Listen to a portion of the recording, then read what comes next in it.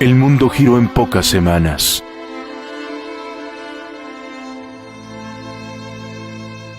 Las calles ahora están vacías.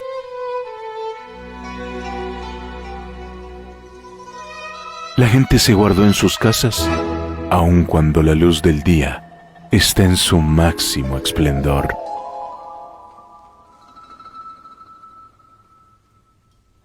Como en un relato de ficción, el quetzalteco no imaginó que la sonrisa, el beso y el abrazo fuera arma letal. Un virus imperceptible contagia príncipes, presidentes, magnates. El ser humano como ciervo espantado, escondiéndose del lobo que olfatea en cada esquina. La luz del día se ciñe sobre el occidente. La tarde cae con un bello azul. Las calles quedaron vacías, similar a un encanto que se llevó a los ciudadanos. ¿Qué se hicieron los jóvenes? ¿Dónde está la alegría? ¿Por qué gobierna el silencio? El tiempo. Pocos años una bendición, muchos años una condena que cerca y acorrala con la risa, el beso y el abrazo.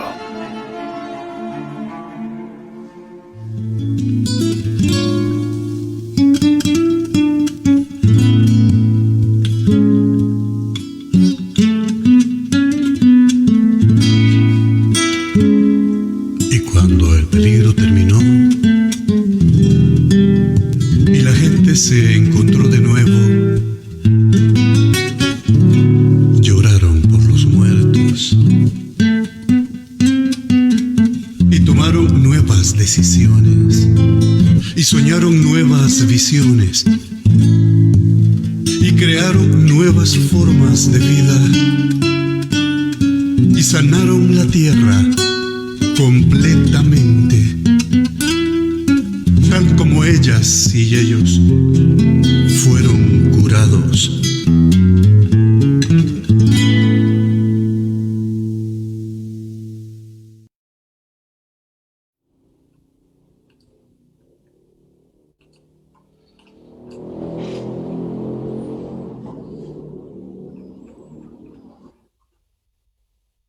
Muy buenas noches, amigos y amigas. Mi nombre es Adrián Velázquez y soy periodista de oficio. Bienvenidos al programa Diálogos desde Casa, que se transmite en las plataformas de la prensa de Occidente. Para los amigos que nos están viendo y no son de Quetzaltenango, la prensa de Occidente es un semanario impreso que nació en abril de 2018, con notas locales y periodismo de investigación que ha tenido muy buena aceptación entre los quetzaltecos. Hoy en día, por la pandemia, estamos trabajando en redes sociales, donde hemos ido formando una comunidad que nos leen, nos escuchan y nos ven en estos programas de Diálogos en Casa, que este mes llega al número 50.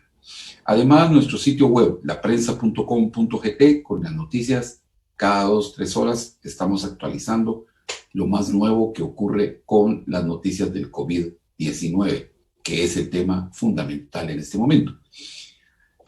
Pero este lunes estamos en el conversatorio, vamos a hablar sobre un tema actual de coyuntura nacional que nos interesa a todos los guatemaltecos.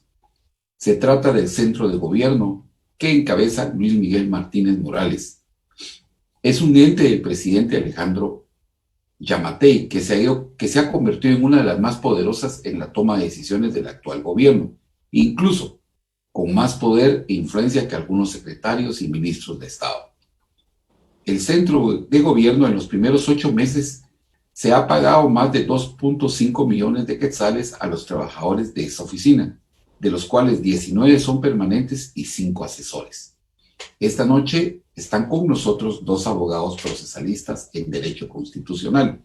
Se trata de Miguel Roberto Balcells y Gerardo Gálvez, quienes son los interponentes del recurso de inconstitucionalidad de ley en contra del acuerdo gubernativo que crea el centro de gobierno.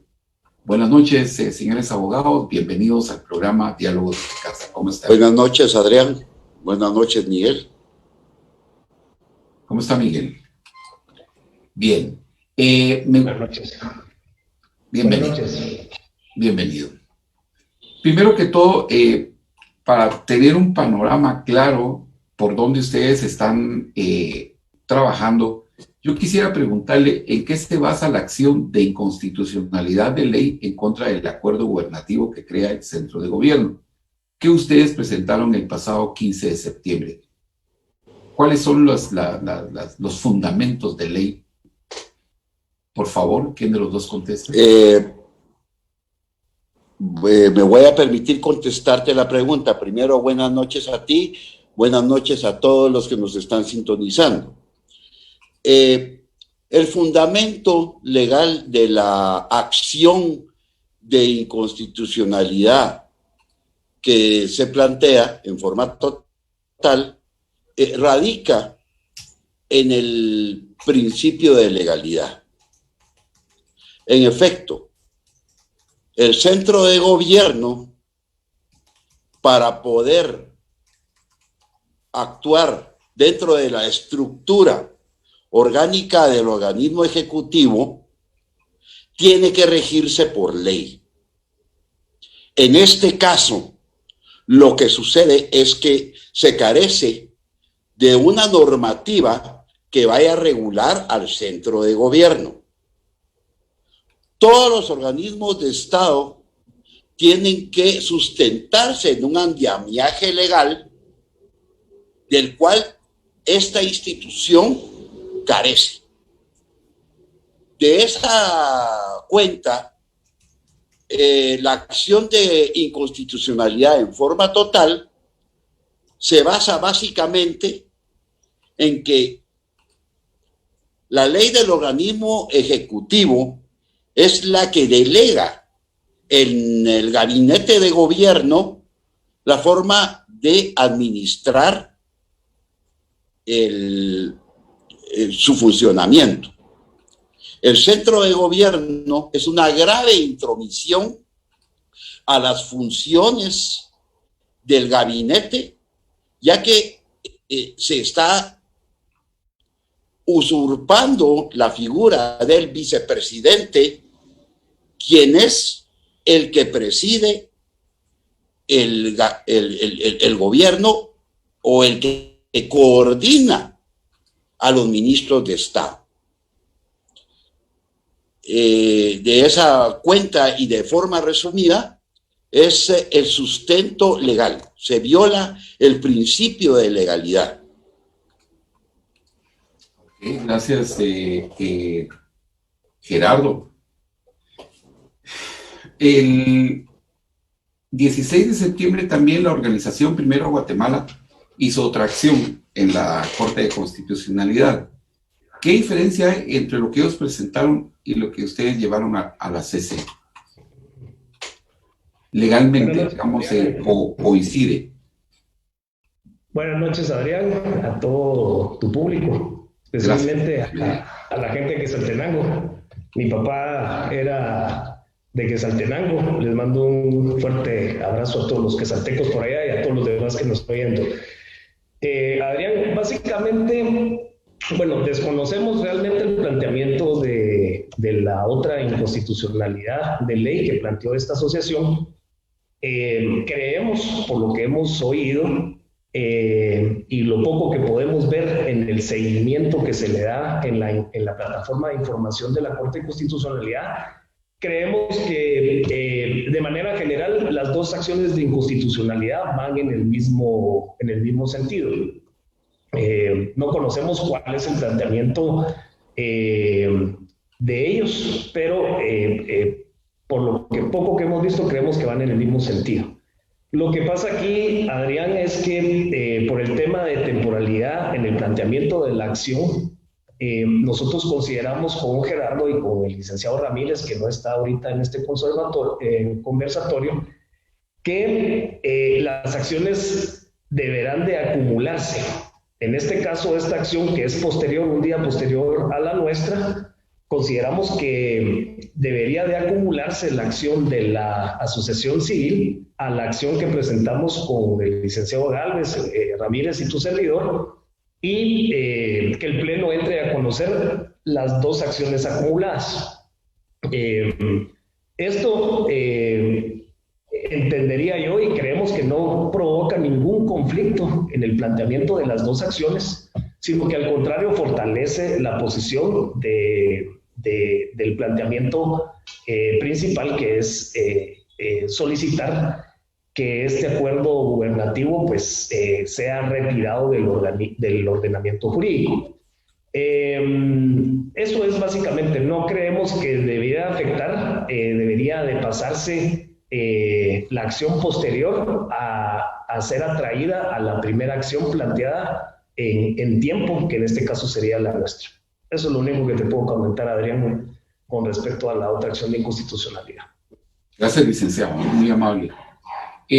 Tengo entendido también que la CC les notificaron a ustedes que la acción da lugar, por lo que comienza el trámite. ¿Nos puede explicar cuál es el camino, en qué fase va ahorita? Porque pude revisar unos videos que están en la web donde decía que el 28 de septiembre ustedes tenían que haber recibido también algunas notificaciones. ¿Cuál es el proceso? Si la Corte de Constitucionalidad ya le dio lugar, ahora, ¿cuál es el camino que debe continuar la acción?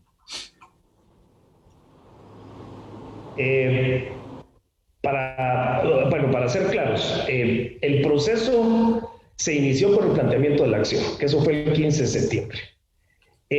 Las acciones de inconstitucionalidad dentro del curso, si lo podemos ver administrativo de la Corte, pasan por un proceso de admisibilidad. Esto quiere decir de que se chequea o se verifica si el planteamiento de la acción cumple con los formalismos de ley que en este caso nos dicta la ley de amparo. Eso pasa a la admisibilidad y después la Secretaría de la Corte de Constitucionalidad emite una resolución en donde admite para su trámite la acción de constitucionalidad, ¿sí? Si todo está bien planteado, o la Secretaría dice que previo a admitir la acción de inconstitucionalidad tiene que resolver estas omisiones, por decirlo así, y para eso da un plazo de 3 días. En la acción que nosotros planteamos con el licenciado Gálvez, en la admisibilidad cumplimos con todos los requisitos de ley y solventamos esa parte, y en el caso de la asociación que tú comentas, a ellos sí les pusieron algunos requisitos previos para poderle dar trámite a la acción de inconstitucionalidad. Después pasamos a la fase en donde ahí ya se nos notifica a nosotros, en donde se le da trámite a la acción de inconstitucionalidad y esa resolución de trámite ordena que se conforme el Pleno de la Corte de Constitucionalidad para entrar a conocer la inconstitucionalidad de ley planteada. Entonces, ahí es donde nos quedamos nosotros ahorita. Ya hay una convocatoria con formación de Pleno para que se integre el Pleno, que en este caso de la acción de inconstitucionalidad de ley, la ley de amparo nos dicta que tiene que estar conformado por 7 magistrados para poder entrar a conocer la acción de inconstitucionalidad.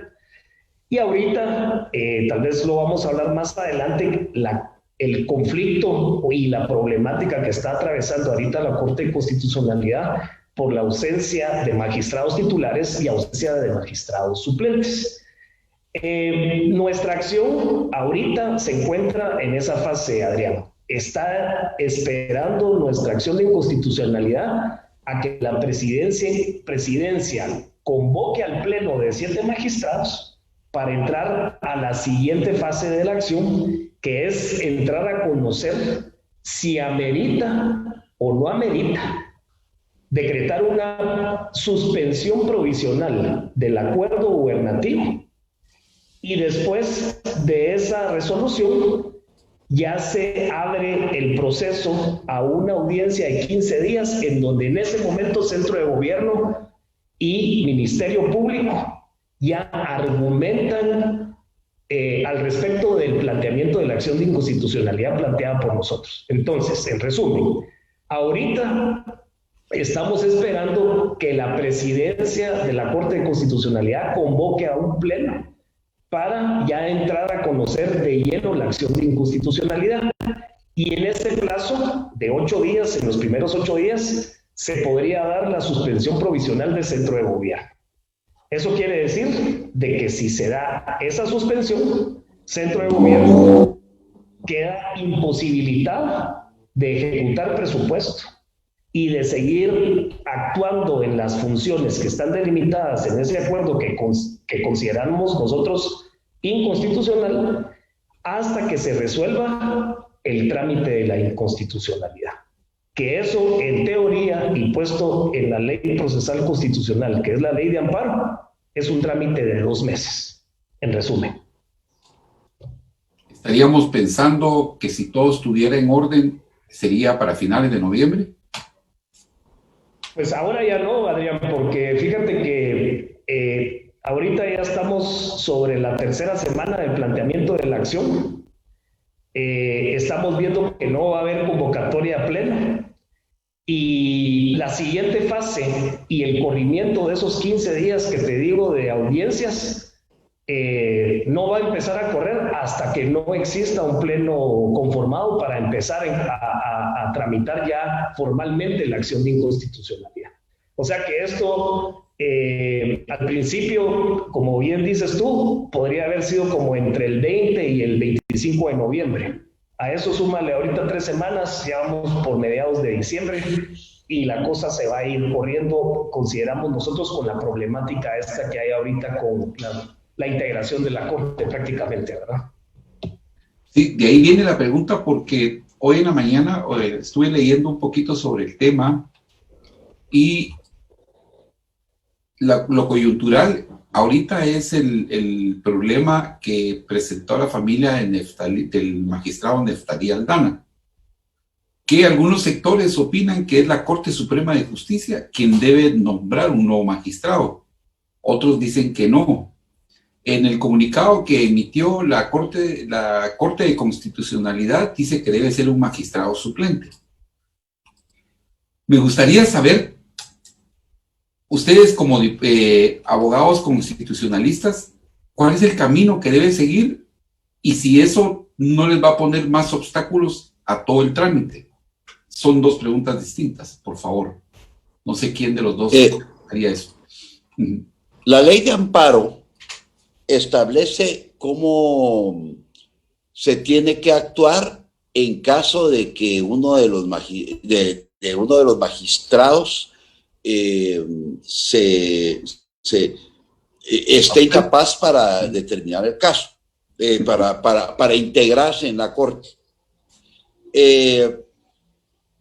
Existen criterios encontrados. Hoy en la mañana escuchábamos un programa de radio en donde se discutía precisamente ese tema, si la limitación del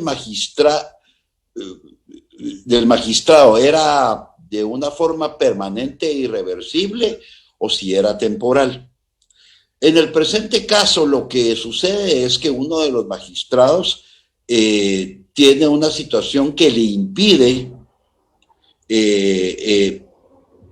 integrarse por consecuencia de un accidente, un derrame cerebral.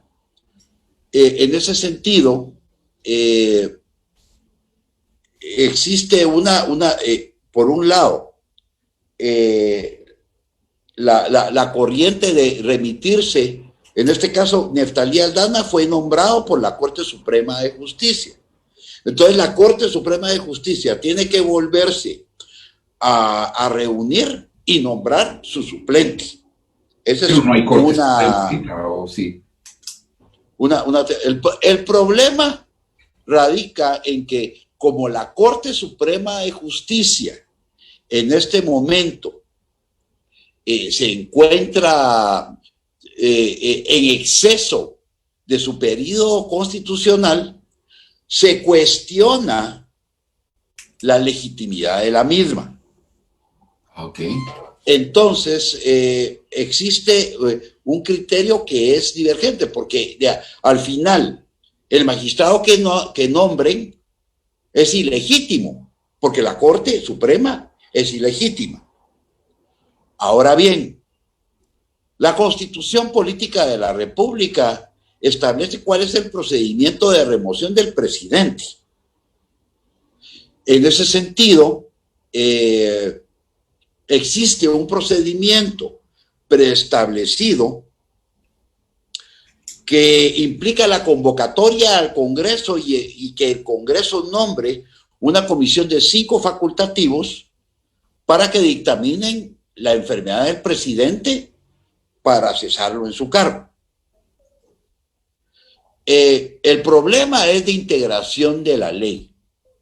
La situación viene en agarrar disposiciones legales que sean integradas para este procedimiento.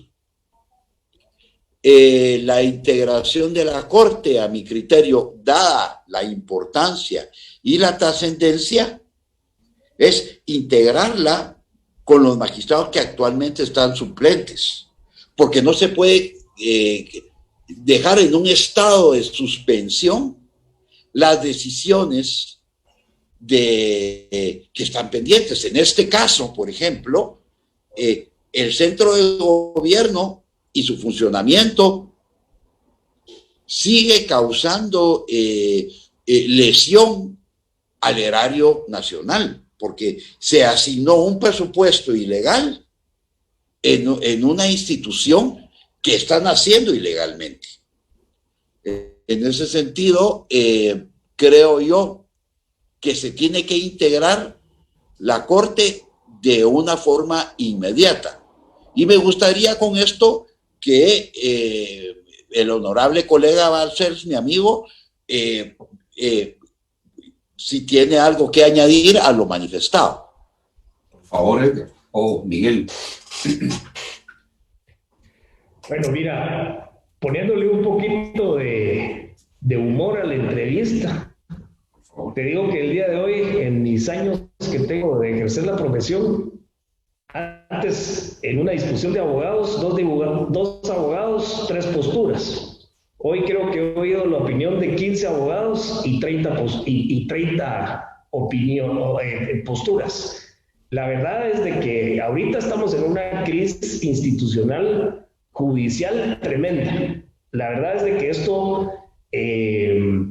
hay que poner en contexto de la realidad para que las personas entiendan que sí estamos en un conflicto, que a mí hasta me da temor de que los astros se estén alineando para un tema, inclusive, no quiero ser pesimista, pero aquí puede haber un rompimiento del orden constitucional con la crisis que todas las cortes, aquí yo no le estoy dando peso de responsabilidad a una sola de las cortes. Aquí todas las cortes de constitucionalidad, la Corte Suprema de Justicia, el Congreso de la República, motivaciones que vienen del mismo organismo ejecutivo, han creado esta situación de crisis que realmente nos ponen en un estado en donde la postura, por ejemplo, hoy la postura de 3 magistrados que sacan un comunicado en donde ellos no están de acuerdo a integrar pleno, porque consideran que la situación los puede llevar a un tema de decisiones ilegales. No comparto esa opinión de estos 3 magistrados, pero también está fundamentado en situaciones que por esas contraposiciones que hay ahorita y esas provocaciones que al final de cuentas, Adrián y la gente que nos está escuchando, son motivaciones realmente de lineamientos políticos. Y entonces ahí venimos otra vez en el tema de que la política ha invadido el espacio de los jueces y de las jurisdicciones, en este caso de la constitucionalidad, de la jurisdicción constitucional, y entonces nos vemos en un impasse ahorita, que no hay previsión en la ley de cómo suplantar esta problemática que tenemos ahorita, de las titularidades y las suplencias. Y yo consideraría que el espíritu de la ley, y cuando los constitucionalistas razonaron con respecto a la ley de amparo, la Constitución, etcétera, etcétera, nunca se imaginaron que Guatemala fuera a llegar a esta situación que estamos viviendo. Porque la verdad es de que es totalmente inconcebible. Entonces, esto nos pone en una posición de que los criterios, y como decía Gerardo Gálvez, tenemos que hacer una integración de ley, porque lo que está viviendo hoy Guatemala no había dentro de la mentalidad de los legisladores constituyentes, que un conflicto del tipo que estamos viviendo ahorita llegara a pasar. Entonces, si tú quieres saber mi criterio, es un criterio en donde yo creo que los organismos que designan a los magistrados titulares y suplentes son los mecanismos y son las vías para que tengamos magistrados en la Corte de Constitucionalidad. Y ahorita que hay vacantes en titularidad, en 2 magistraturas titulares, y tenemos 4 magistrados suplentes, la Corte de Constitucionalidad se tiene que integrar con los elementos de los magistrados titulares y suplentes. Eso es lo que tiene que pasar. Entonces, ¿qué pasa ahorita? Y con esto termino esta parte. Yo creería que si la Corte de Constitucionalidad, y por medio de su presidencia y los magistrados, están conscientes que lo que tiene que haber es que tiene que haber una designación por parte de la Corte Suprema de Justicia y del Colegio de Abogados, en esos dos entes electorales de magistrados están esperando que la Corte declare las vacantes y solicitarle al órgano de elección que elija magistrados. Pero eso no está pasando ahorita con la Corte de Constitucionalidad. Ellos están, o la mayoría de ellos están en la posición de que tiene que ser integrado con los magistrados titulares y suplentes que cuenta ahora la Corte de Constitucionalidad. Y en la contraposición es que hay que elegir a esos magistrados. Pero ¿quién va a convocar a esa necesidad de la elección? Y mi criterio es que solo puede ser la Corte de Constitucionalidad, porque es el órgano jurisdiccional constitucional que se está quedando con esa deficiencia. Con nuestra acción de inconstitucionalidad, que no es nuestra, sino que es de todos los guatemaltecos, que creemos que nos tenemos que imponer ante los abusos de autoridad, y esta es una vía constitucional para hacerlo, esto sí nos está afectando. Porque lo que yo creo, con el problema que tenemos ahorita, no va a haber integración del Pleno. Y eso, como le repito, está provocado por la inconsciencia que han manejado todos los organismos de Estado. Yo no le estoy echando la culpa solo a la Corte de Constitucionalidad o solo a la Corte Suprema de Justicia. Este entuerto judicial, constitucional, y que desemboca en el tema político, está provocado por el desorden que hemos tenido en las autoridades de todo tipo desde hace mucho tiempo. Y entonces, ¿cómo se va a resolver? Nosotros tenemos que esperar qué organismo va a reaccionar para realmente arreglar este tema. Nosotros ahorita no lo podemos hacer. Claro. Es penoso escuchar esas opiniones. Definitivamente, entonces, el camino de la acción de ustedes se va a ir atrasando, y ahorita, mientras que no se reúnan los titulares para tomar una decisión, tampoco podemos tener a corto plazo noticias sobre la acción. Me viene a la cabeza otra pregunta. ¿Hasta cuándo tiene la Corte de Constitucionalidad para tomar una decisión de integrarse? Esa es una pregunta. Y la otra, a la hora de un quiebre de las leyes, de que pues no, bueno, hay que llamarlo por su nombre, a la hora de un golpe de Estado, ¿Dónde es el punto de quiebre? ¿Cuándo es el punto de quiebre? Según ustedes. Si me permites, Gerardo. Sí. Gracias. En el tema de tiempos, la ley establece los tiempos en que se debe de conocer y resolver la acción de inconstitucionalidad. Pero todos ustedes y el público en general sabemos que los tiempos en los procesos no se cumplen, ¿sí? Por ejemplo, hay amparos que duran años.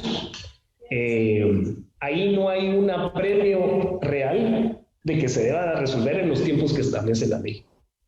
Entonces, la práctica judicial que ha llevado Guatemala es precisamente eso, que los tiempos no se cumplen, tal y como están dispuestos en las leyes procesales. Y lo que yo había hablado del tema del posible rompimiento constitucional, eso sí es válido, y te lo pongo de esta forma. Yo lo venía pensando hoy que venía en la carretera y después platicando con un colega. Y recordémonos en el tiempo del Serranazo. Cuando fue el Serranazo,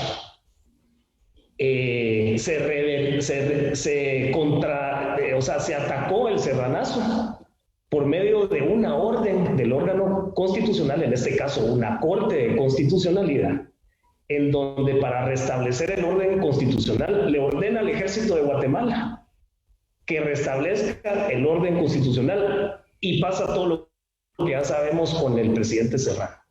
Ahora yo les pregunto a ustedes, no lo estoy prediciendo ni lo estoy deseando, pero pongámonos en el caso hipotético que el presidente actual decida dar un golpe de Estado.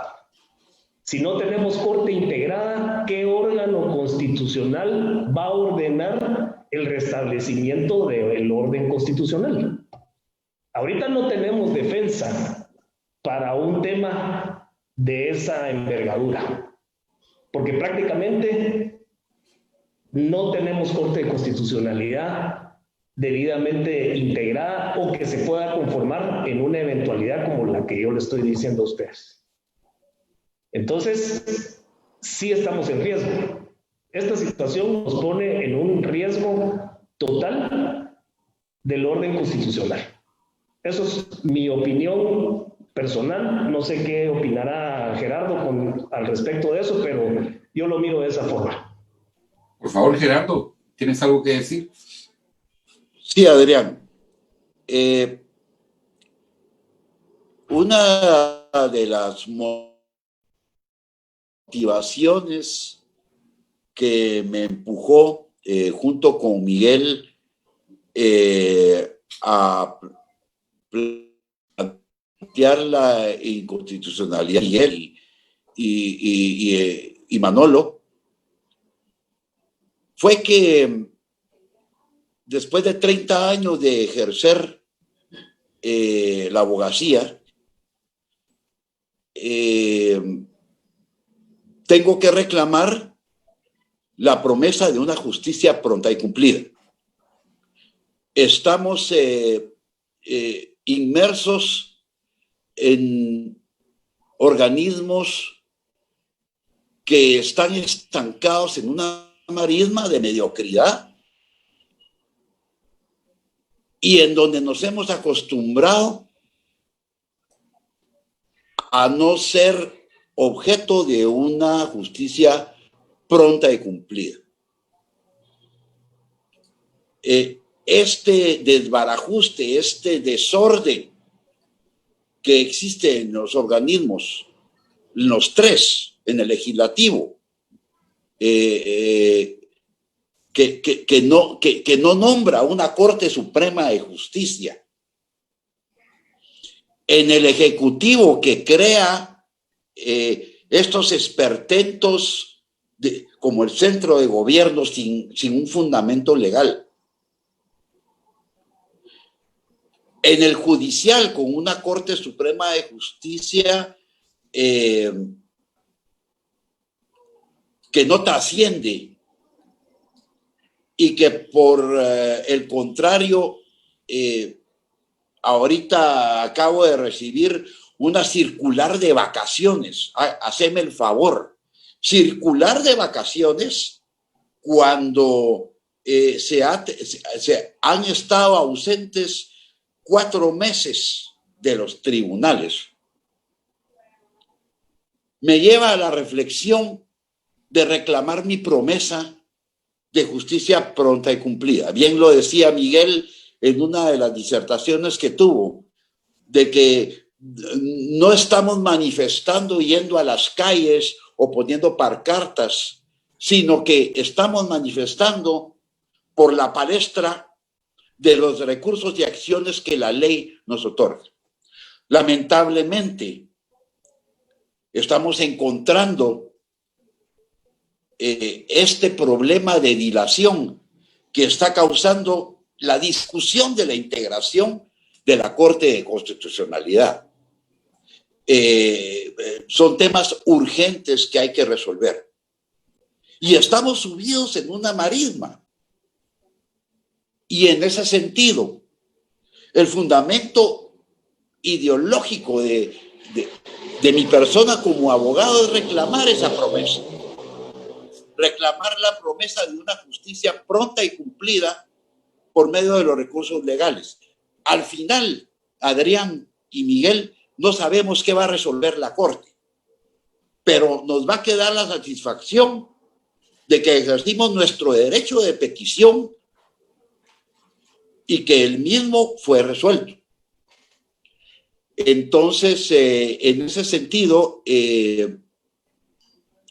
sí exhorto a los que nos escuchan a que nos apoyen, a que no permitamos que esta mediocridad, esta marisma apestosa y producida por estos organismos de Estado nos afecten, porque nos va a llevar a un estancamiento.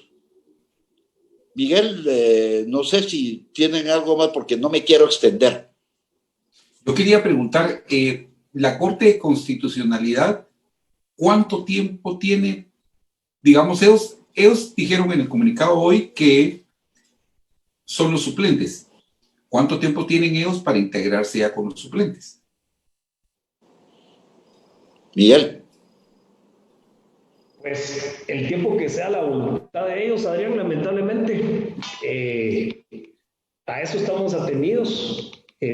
Como te decía en un principio, esta acción de inconstitucionalidad tiene que ser conocida por 7 magistrados.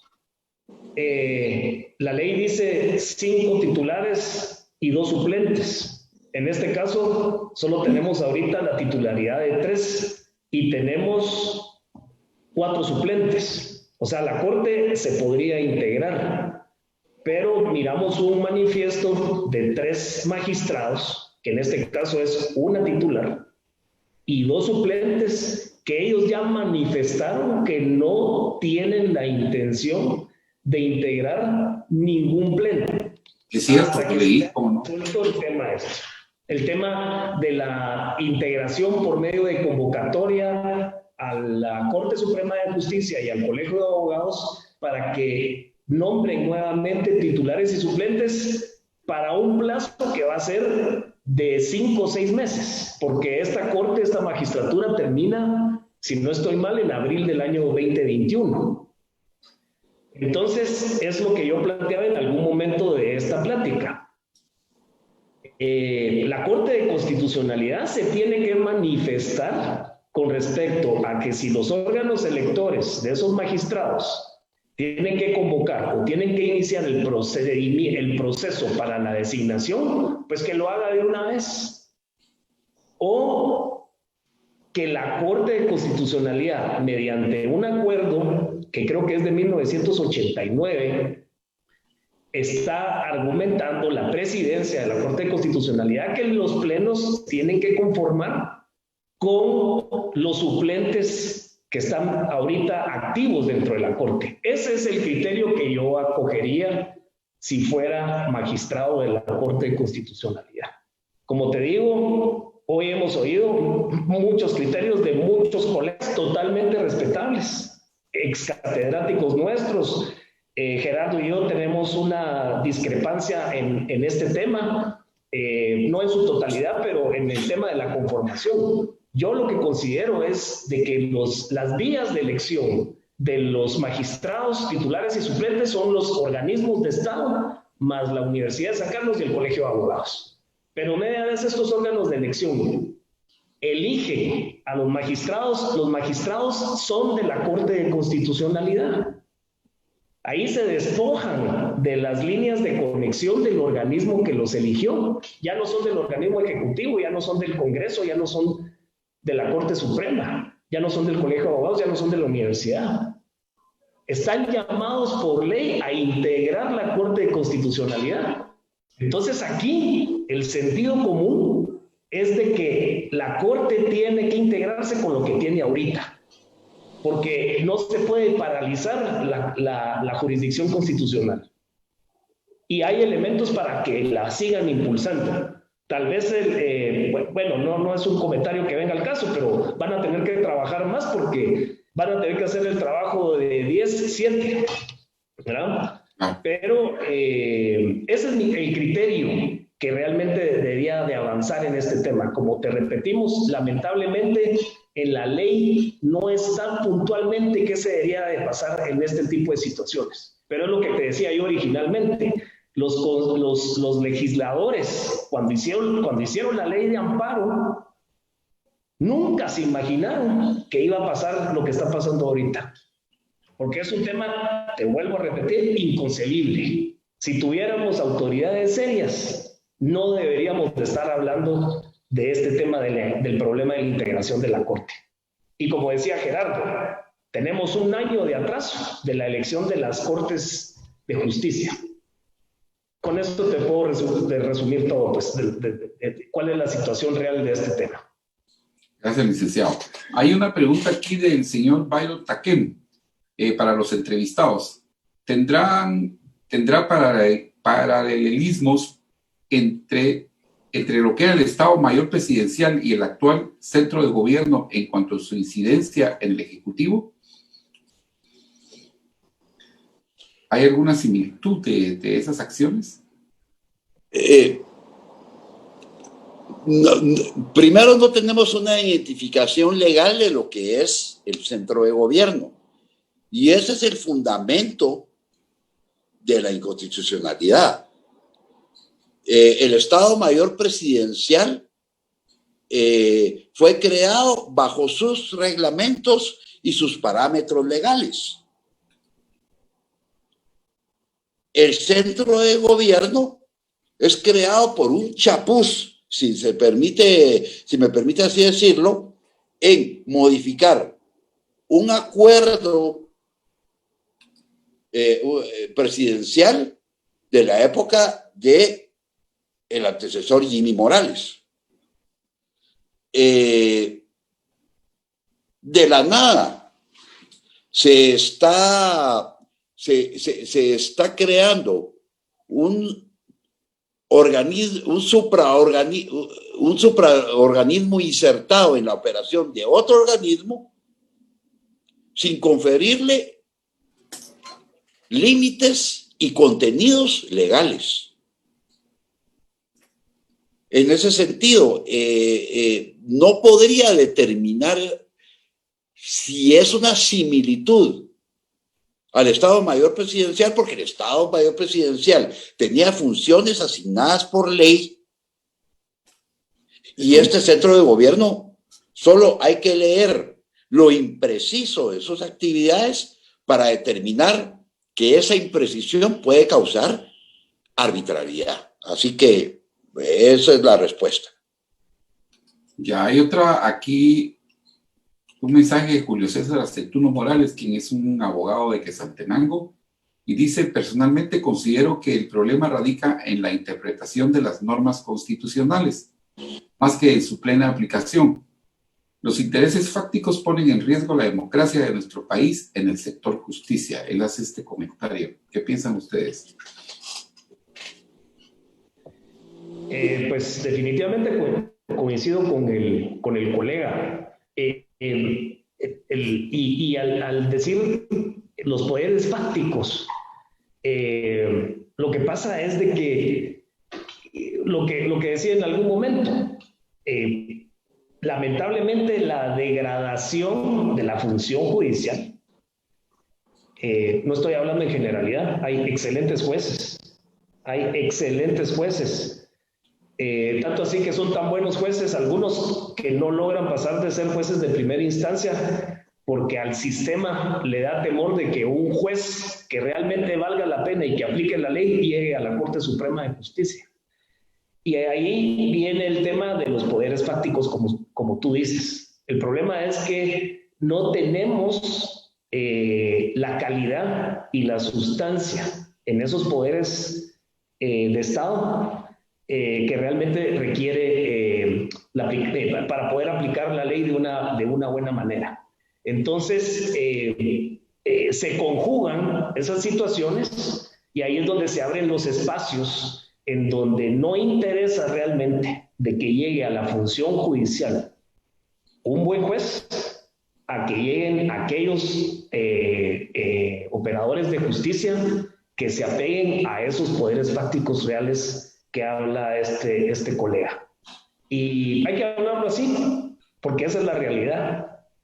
Y como decía Gerardo, él 30 años de ejercicio profesional, yo 20 años de ejercicio profesional, y definitivamente arar en este terreno que nos toca a nosotros día con día, en un sistema judicial que realmente es adverso en muchos sentidos, llega uno a este tipo de conclusiones de que hay que dar el paso al frente y hay que hacer algo.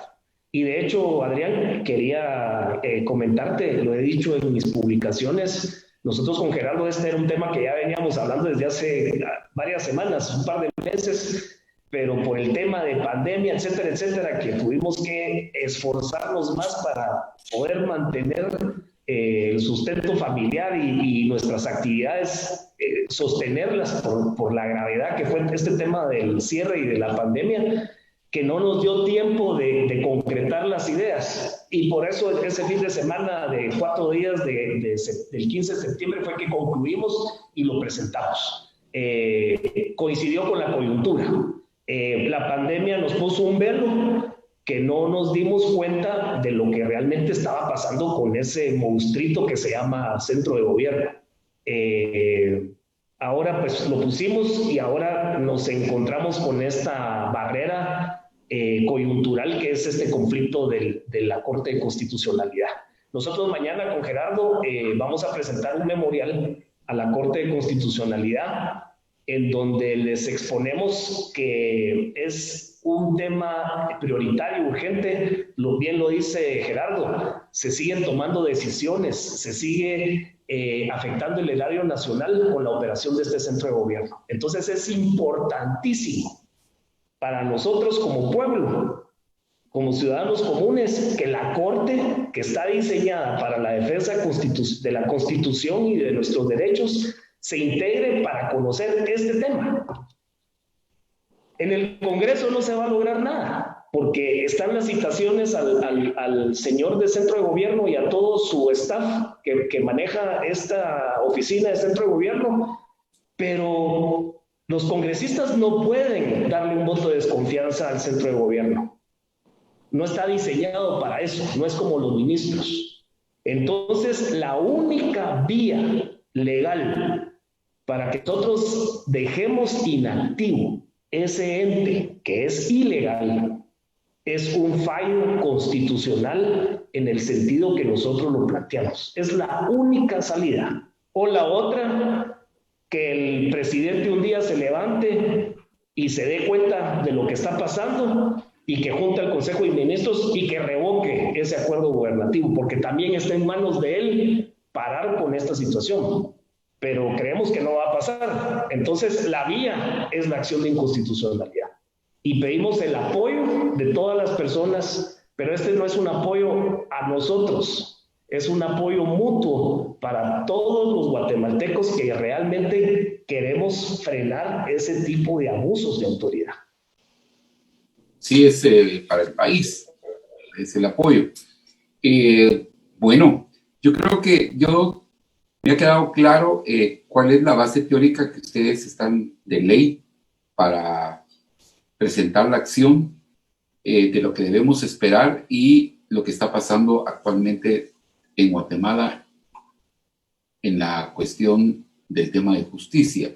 No tenemos Corte Suprema de Justicia, no tenemos a los primeros magistrados, casi un año que no los eligen y ahora ponen más trabas dentro de la Corte de Constitucionalidad. Y también esto se suma con el conflicto que existe con el presidente y el vicepresidente.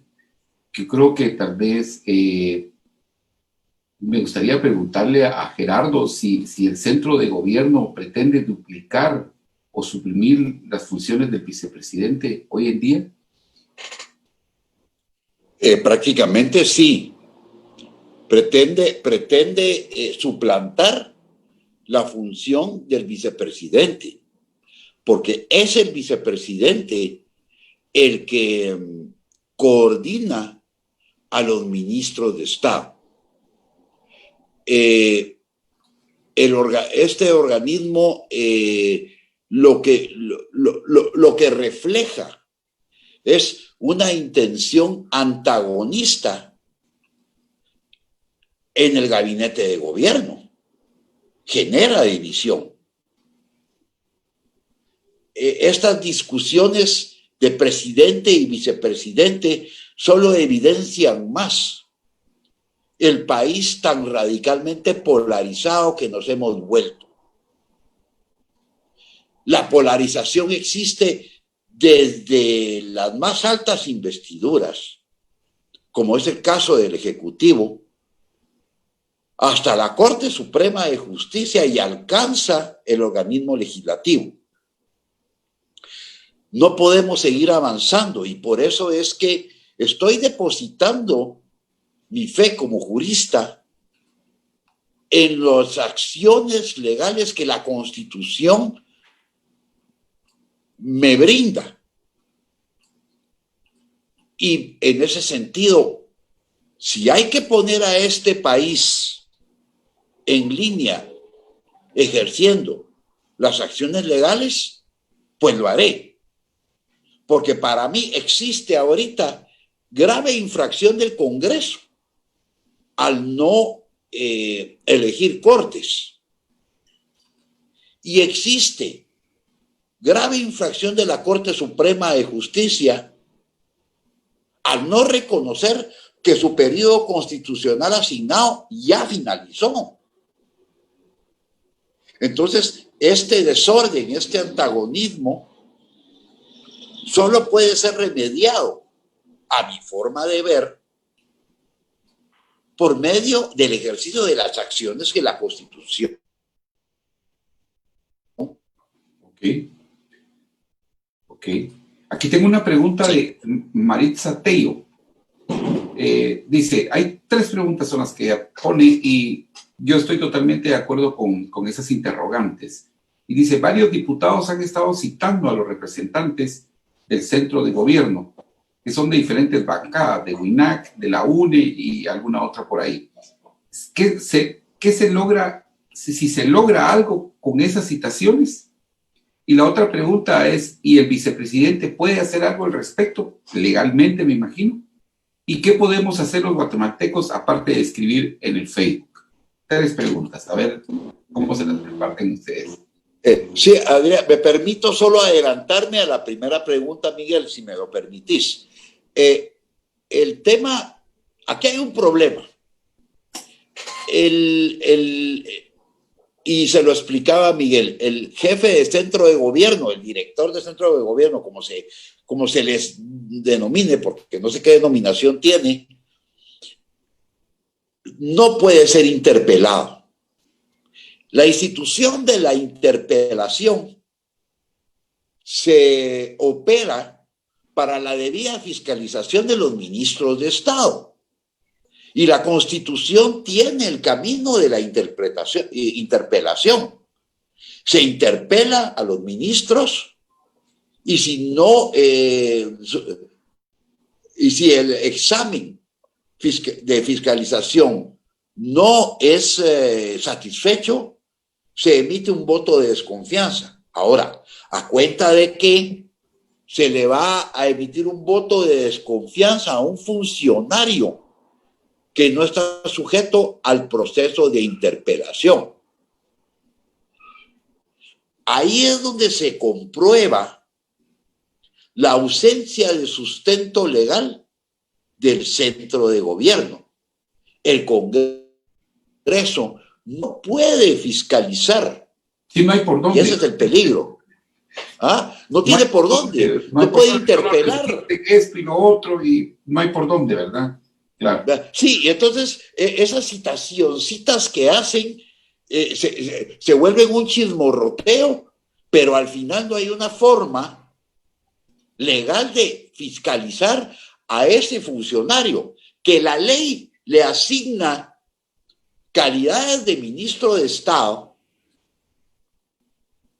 pero es de una comisión temporal. Entonces, ese contrasentido, esa ilegalidad, como un funcionario temporal puede ser fiscalizado. O sea, el centro de gobierno tiene un nacimiento y una muerte. ¿Qué pasa cuando el centro de gobierno muera? ¿Quién va a componer todo ese descalabro que puede dejar? Entonces, yo creo que ese es uno de los problemas básicos. O sea, yo como ciudadano, ¿cómo puedo fiscalizar a ese funcionario? No existe un camino legal para hacer tal cosa. Yo creo que me extendí mucho en la... No, ¿Cuál es la otra pregunta? La otra, bueno, dicen, varios diputados han estado citando representantes. Está bien. Ahora, ¿y el vicepresidente puede hacer algo al respecto legalmente, va? ¿Y qué podemos hacer los guatemaltecos, aparte de escribir en el Facebook? A ver, por favor, extiéndelos. Miren, el vicepresidente sí puede hacer muchas cosas. En primer lugar, el vicepresidente fue electo en una planilla sometida a elección popular. Él tiene un mandato mucho más fuerte que cualquier funcionario que esté designado en el gabinete de gobierno. Sí sería un contrasentido que el vicepresidente iniciara una acción como la que iniciamos nosotros. Sin embargo, yo creería que lo que tiene que hacer el presidente es definitivamente ocupar los espacios que le corresponden sin ninguna limitación. Y si él se mira limitado, entonces denunciar esas limitaciones, porque él sí está actuando en ley. No quiero hablar mal del funcionario, pero aquí ese es un tema de carácter y de personalidad del mismo vicepresidente, de tomar la actitud que le asigna la Constitución Política de la República y la ley del organismo ejecutivo. Él no tiene que ningún órgano jurisdiccional le reconozca a él sus funciones. Esas funciones están reconocidas por ley. Entonces el vicepresidente lo que tiene que hacer es tomar sus funciones como le corresponde. Y en lugar, lo que decía aquí la apreciable señorita o señora de la audiencia, Maritza Tello. Maritza Tello, no solo es escribir en Facebook, totalmente de acuerdo. Lo que hay que hacer es lo que nosotros hicimos. Eso es lo que hay que hacer. Y Facebook o las redes sociales es el mecanismo para difundir este tipo de mensajes. Y todos tenemos, amparados bajo el artículo 35 de la Constitución, emitir las opiniones que nosotros consideramos pertinentes porque tenemos el derecho de expresarnos, la libre emisión del pensamiento. Pero hay que trasladar eso a la acción, y esta es la acción, lo que nosotros les estamos anunciando y lo que hemos venido hablando desde el 15 de septiembre. Gracias, Miguel, muy amable. Gracias también, Gerardo. Ya para concluir, ya casi tenemos una hora, preguntarles, por ejemplo, en resumen, ¿qué debemos esperar? Creo que ya es repetir nuevamente todo lo que dijimos. Entonces hay una pregunta que no recomiendan los maestros de periodismo, tienen algo más que decir, pero se los voy a decir. Gabriel García Márquez me decía, no, yo leía en sus libros, si eres un periodista que dice eso es porque no tiene nada que preguntar. Pero en este caso, me gustaría si tienen algo que agregar. Si me permiten. Por favor. Miren, jóvenes, y les digo jóvenes tanto al conductor como a los que nos están escuchando. Miren, jóvenes,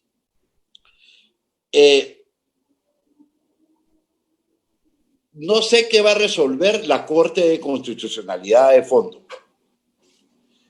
Puede que sea una resolución favorable o puede que sea una resolución desfavorable. Pero estoy apostando a los derechos que la ley me está confiriendo.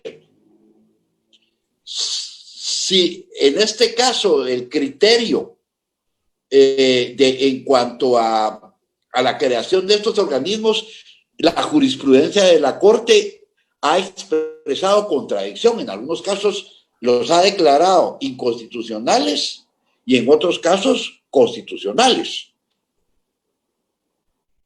Yo lo que espero es una resolución, sea favorable o sea desfavorable. Esa es la base del ser un hombre respetuoso de la ley y un buen abogado. El respetar la decisión de los órganos cuando uno agota todos los recursos que prevé la ley. Y así es como yo insisto en que yo así reclamo mi promesa. Al final no sabemos qué esperar. Posiblemente la Corte comparta el criterio de nosotros y lo acoja, como difiera y no lo acoja. El mensaje que quiero dejar, que lo decía Miguel la vez pasada y que me llegó al corazón, es el siguiente: no quedarnos callados y pasivos haciendo actividades activistas en Facebook, como bien dice la señorita, sino yéndonos a la acción. Y la acción, como abogado guatemalteco, es reclamar legalidad. Y la acción, entonces cada integrante de la sociedad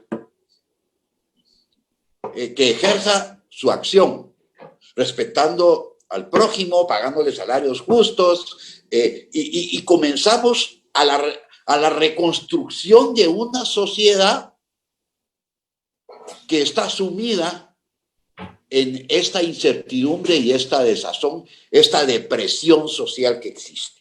Entonces, yo sí pido el apoyo necesario para esta acción. Reclamemos los derechos, no pidamos que se resuelva, favorable o desfavorable, pero como dice la Constitución y lo establece, la Constitución es una belleza de instrumento legal, una justicia pronta y cumplida.